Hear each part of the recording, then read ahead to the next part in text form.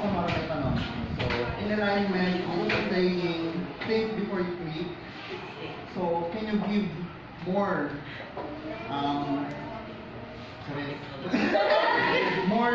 more examples na we should keep in mind when using technology or for communication? Next question.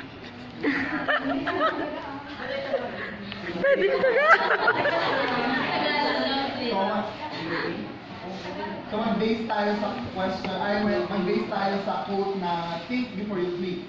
So, maaari ba kayong magdagdag pa ng ibang matawag doon, magbigay ng thoughts para maiwasan natin ang, hindi maiwasan so, ano pa yung may dadagdag nyo doon to,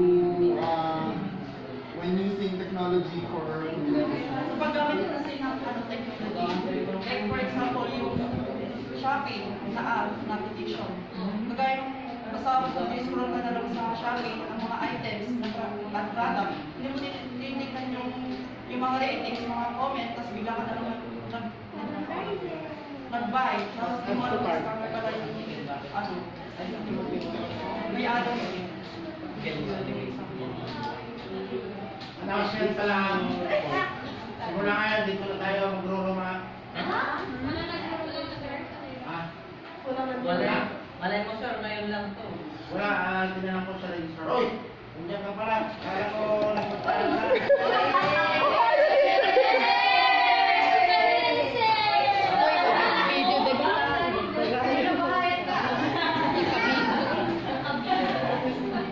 Sir, lagi daw talaga siyang puyat.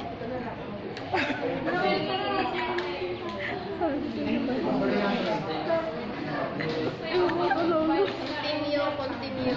May tanong pa ako. Wait lang, babe. Mamaya na. Okay, so as a reporter without looking for your phone, please answer sa sagutin yung tanong ko na ano ang ICT talaga mismo sa pagkakaintindi mo? Ano ang ICT? Kasi more on about ICT yan and ano ang ICT? It's all about information, sharing knowledge and exchange. Yung kasi yung pag-change ng communication, the way na paggamit natin ng mga bagong teknolohiya. Gumagamit tayo ng technology ngayon in this generation dahil high-tech na ngayon yung technology. So, ano ang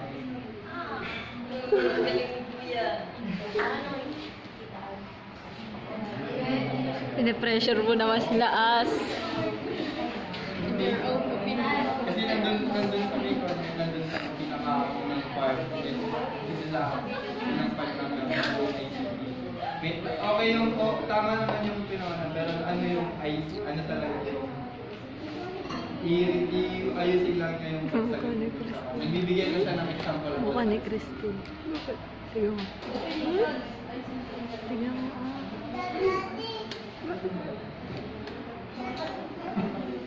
Oh my God, kumag, isi-send mo sa ito. Subukan mo ako muna sa internet. Kaya ako gusto dito. Subukan mo. Subukan eh. Sir, one bar. One bar lang, sir, para makuha. Next question.